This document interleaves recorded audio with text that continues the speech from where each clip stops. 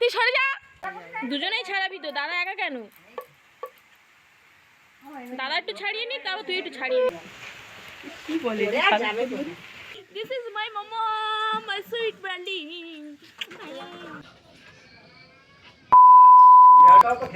Good morning বন্ধুরা। তো দেখতে পেলেন এখন 8টা 13 বাজে, এখান থেকে আমার ভিডিও স্টার্ট হচ্ছে। তো ভিডিওটি শেষ পর্যন্ত দেখতে থাকবেন, আশা করছি ভালো লাগবে। তো আজকের আমার দিদি আসবে, দিদি জামাইবাবু আজকে অষ্টমঙ্গলাতে আসবে।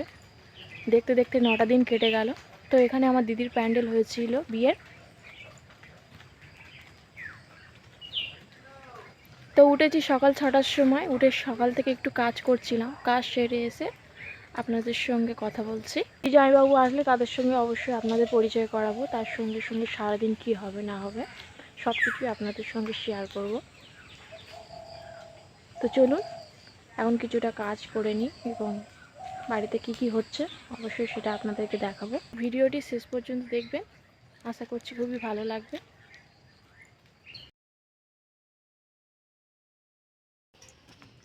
কিরে আজকে তো দিদি আসবে বলে তুই ঢিক্কু ঢিক্কু ঢিক্কু দেখতে পেলেন, এই হলো আমাদের মিঠাই। প্রচুর কথা বলে, দিদি যার পর থেকে কথাটা কম হয়ে গেছে একটু বলা, কারণ ও দিদির সঙ্গে একটু বেশি মিলেমিশে থাকতো। তো এখানে আমার পিসিরা বিভিন্ন রকমের সবজি কাটছে, মা ওখানে সকালের মুড়ি মাখাচ্ছে, আর এক বৌদি এখানে রান্না বসিয়ে দিয়েছে। আর এখানে দেখছেন আমার বাবা বাইরে থেকে বিভিন্ন রকমের মাছ নিয়ে এসছে, সেইগুলো আমার মামি এসছে, মামি পরিষ্কার করে নিচ্ছে। তারপর আমি একটু মায়ের সঙ্গে মজা করে নিলাম। এরপর মায়ের সঙ্গে একটু মজা করে বাগানের দিকে এলাম। বাগানে এসে দেখলাম আমার বিনিবাবু এইভাবে রোদে শুয়ে রয়েছে।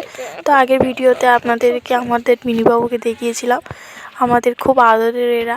তো বাগানে এসেছি বন্ধুরা একটু রোদ পোয়াতে, প্রচণ্ড ঠান্ডা বালি মাটি আমাদের এখানে।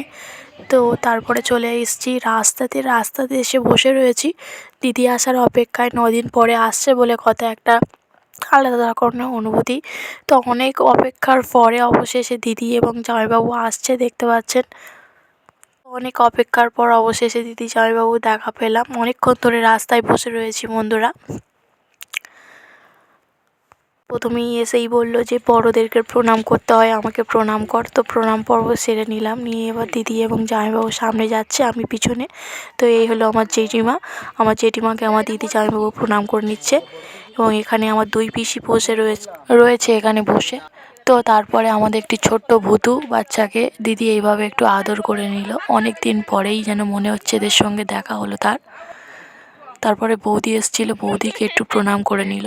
প্রণাম করে নেওয়ার পরে বাড়িতে এসে মাকে বাবাকে সবাইকে একে একে প্রণাম করে নিল। মা তো কেঁদে ফেলে দিয়েছে। এইসব অনুভূতিগুলো একটু আলাদা রকমের হয়, তাই না বন্ধুরা? দীর্ঘদিন যেন 9টা দিন যেন কত বড় একটা দিন। তারপরে দেখতে পাচ্ছেন আমাদের বিনিবাবুকে একটু আদর করে নিল আমার দিদি, কারণ এগুলো খুবই প্রিয় আমাদের। অনেকে হয়তো পছন্দ করেন না, আবার হয়তো অনেকে পছন্দ করেন। তারপরে মা বলল আমাকে একটু পরিষ্কার করে দিতে উঠানটা, এখানে অষ্টমঙ্গলার নিয়ম পালন করা হবে। তারপর মা আমার কাছ থেকে ঝাড়ুটা নিয়ে নিজে একটু পরিষ্কার করে নিল। তারপর এখানে দেখতে পাচ্ছেন দিদি জামাইবাবু হলুদ ছাড়াচ্ছে দাঁড়িয়ে। তুই একটু ছাড়িয়ে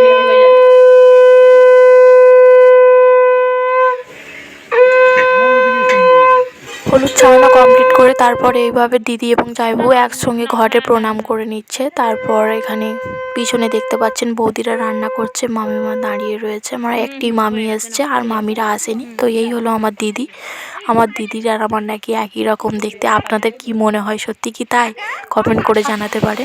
তারপরে দেখতে পেলেন এখানে আমার এক ভাইপো এভাবে বসে রয়েছে, তো তার সঙ্গে একটু মজা করে নিলাম। তারপরে এখানে আমার বৌদিরা সবাই রান্না করছে। তো ওদিকে মাছ ভাজা চলছে, এদিকে আলু ভাজছে।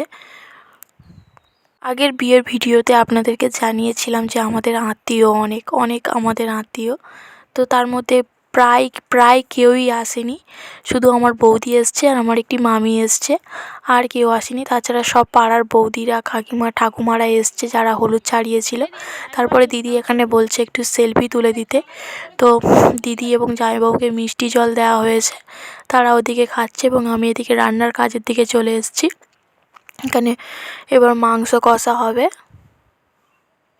তার জন্য পেঁয়াজগুলিকে এইভাবে ভাজা ভাজা করে নিচ্ছে।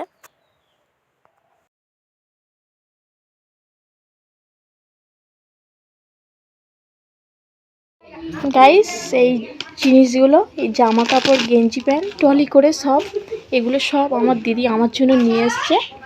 আমার দিদি হচ্ছে অ্যাথলেটিক্স করে, তো এগুলো হচ্ছে আপার লোয়ারের সেট থেকে শুরু করে গেঞ্জি প্যান্ট সব কিছু দেখতে পাচ্ছেন।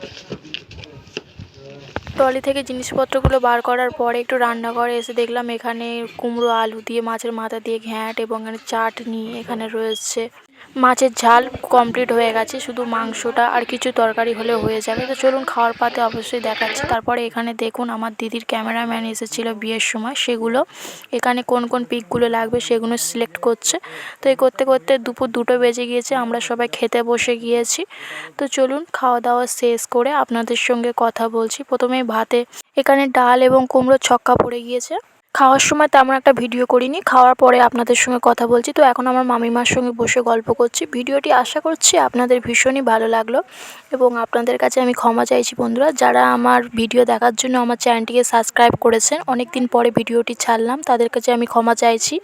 তো আমি চেষ্টা করব খুব প্রতিনিয়ত ভিডিও দেওয়ার। তো আজকের ভিডিওটি এখানেই শেষ করছি, দেখা হবে খুব তাড়াতাড়ি নেক্সট একটি ভিডিওতে। ততক্ষণের জন্য সুস্থ থাকুন, ভালো থাকুন, অবশ্যই একে অপরকে ভালো রাখুন এবং আমার ভিডিওটি ভালো লাগলে লাইক, শেয়ার, সাবস্ক্রাইব করে পাশে থাকুন। টাটা বন্ধুরা।